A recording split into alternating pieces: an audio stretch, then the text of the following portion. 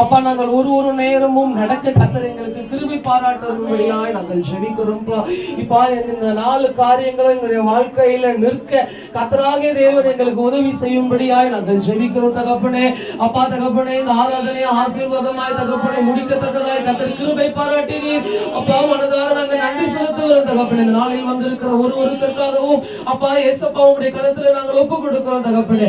என்ன தேவைகளோடு என்ன நோக்கத்தோடு வந்திருக்கிறார்கள் என்று எங்களுக்கு தெரியாது ராஜா. வானத்தையும் பூமியும் உண்டாக்கின சர்வ வல்லமையுள்ள கர்த்தராகிய தேவனுக்கு தெரியும் தகப்பனே. அப்பா அவர்கள் என்ன தேவைகளோடு இருக்கிறாரோ இந்த வாரம் தகப்பனே, இந்த முதல் தகப்பனே, அவர்களை நீர் தகப்பனே அப்பா ஆசீர்வதித்து நடத்தும்படியாய் நாங்கள் ஜெபிக்கிறோம் தகப்பனே. தேவைகளில் இருந்து விதைத்திருக்கிறார்கள் தகப்பனே. வருகிற நாட்களிலே அவர்கள் இரட்டிப்பாய் பெற்றுக்கொள்ள கர்த்தர் நீர் உதவி செய்யும்படியாய் நாங்கள் ஜெபிக்கிறோம் தகப்பனே. அப்பா அது மாத்திரம் இல்ல ராஜா. அப்பா வருகிற 14ஆம் தேதி தகப்பனே விசேஷித்தமாய் குடும்ப ஆராதனை கூடுகைக்காக நாங்கள் ஜெபிக்கிறோம் தகப்பனே.